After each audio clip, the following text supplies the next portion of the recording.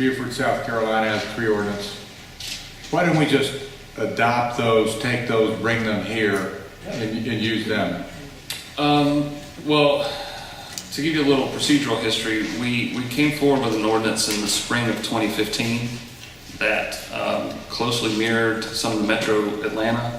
I think Alpharetta was a big model for that one, and the board rejected it. Which board? Well, we presented at a Board of Commissioners a work session, and it didn't garner support, but that's where they then created this tree committee and asked for the tree committee to come back with another ordinance. And why was it turned down? I couldn't tell you all the reasons why. I think one of the reasons was it was too complicated, too stringent. Well, that's why I asked the question, because that was my understanding too. So now we've got an imperfect ordinance here, and one that looks to be rather complicated.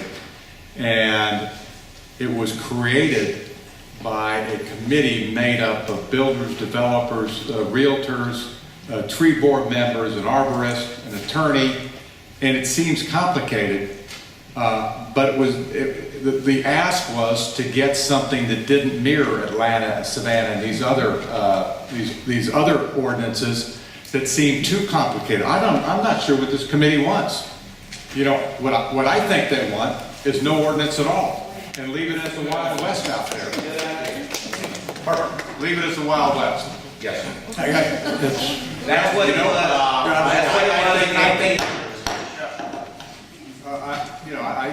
That's my fear. You know, we do have a bit of a tree ordinance there, but my understanding is that the tree board is virtually never asked to weigh in on a site plan application, and they're just summarily ignored. We've got something very special over there, and I think it's in danger of being lost. And it's going to be lost if we continue to denigrate the 2 years of work that this committee put in. But I'll save my comments, Mr. Chairman, for when I'm able to make comments. That was just a question of Mr. Worley as to why we had to reinvent the wheel. Because guess what, Mr. Booker? What Savannah uses and what Atlanta uses, that's too complicated. So this is simpler. I mean, I just don't know what the expectations are. I mean, do we have to do it, you know, by, anyway, forget it. I won't make it. You know what I was going to say. Any other comments for staff, questions to staff? Mr. Humphreys, if you will, I promise you're going to have your opportunity. Just, any other questions for the commissioners, for staff? Yeah. Commissioners? Yeah, with great trepidation and concern and incredulous reaction to what I've heard, I make a motion to approve the proposed tree canopy preservation ordinance as presented. We have a motion? Second. Have a second. Discussion. Would you permit me, Mr. Chairman? Absolutely. Because uncharacteristically, I've held my tongue, but the questions were directed at staff. So I think it's terribly important to remember a few of the basic facts here, starting with code enforcement and the overwhelming of the code enforcement in our community development office. Remember that the ordinance only comes into play when a property owner applies for land disturbance permits, site plan, preliminary plat, or building permit. So if somebody's out there and they see a tree on their property they want to cut down, they cut it down. This isn't going to be a bunch of citizens, as I've heard, running around spying on each other to see who's cutting down trees. This is only when somebody's out there actively seeking to develop a piece of property. And again, to reiterate a point that's been made before, a suggestion was made that many of us on the island maybe are resistant to having new neighbors, new residents. We want to keep people off. Well, I can tell you the vast majority, and I don't have an absolute percentage, but the vast majority of residential lots on St. Simon's Island are less than an acre. And this does not apply to those. So anybody that's looking at a piece of property that's less than an acre, they want to develop for residential use, this does not apply to them. So nobody's trying to keep anyone off by this. Again, everyone on this committee worked to achieve a compromise. It's just incredible to me that we found Savannah and Atlanta too complicated, and now the watered down version is too complicated. And I think that's all predicated upon the premise that as long as we do nothing here and we're settled with our old tree ordinance, guess what? Nothing will happen, because we have a tree ordinance that nobody adheres to and is never enacted upon and is never a part of discussion in terms of new development. Commissioner Stanbaugh, you asked about the Island Planning Commission the other night, and I was there to the bitter end. Many of the objections that were raised that night were in fact distractions. One of them was that we can't believe that anybody's going to send offenders to jail. It's been already said tonight, and it was brought up again during the opposition discussion about sending somebody to jail for cutting down a dead limb.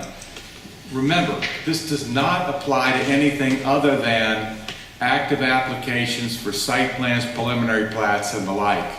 And furthermore, it's a misdemeanor in front of our magistrate court, and I just can't imagine that under the Honorable Alex Atwood that he would tolerate having anybody go to jail for cutting down a darn tree.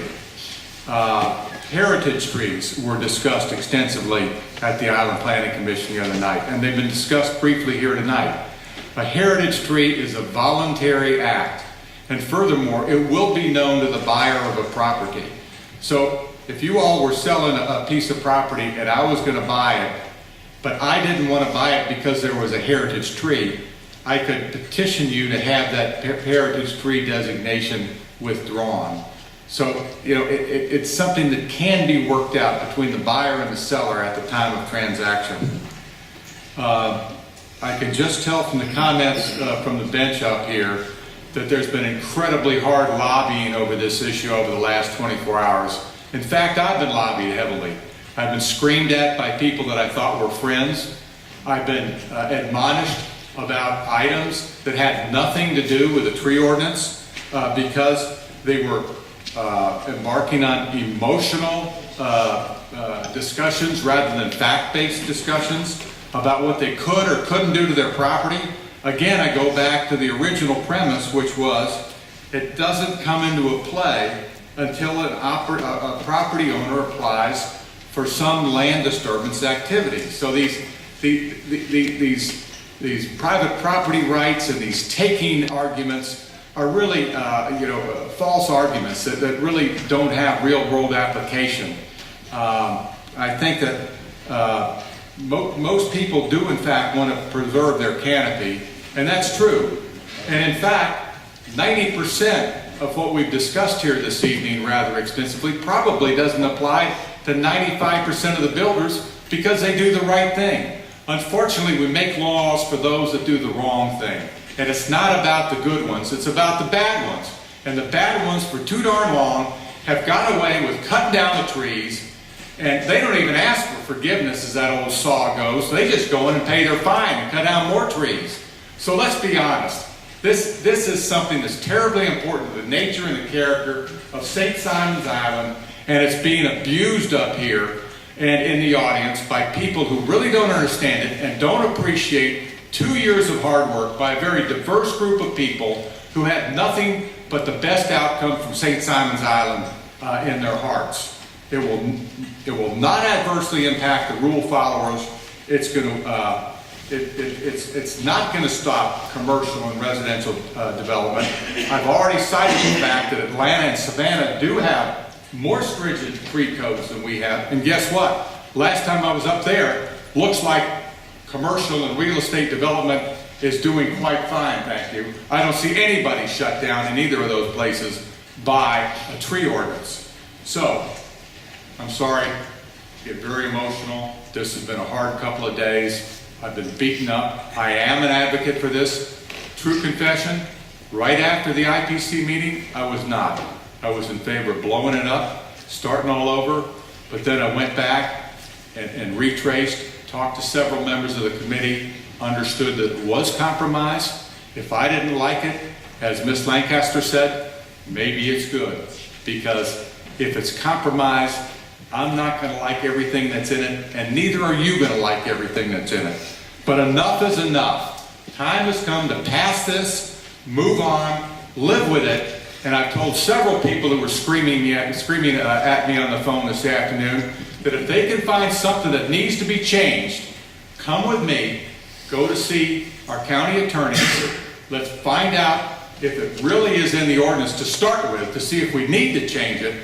And then if it does, I will work as hard as I can to get it changed as an amendment.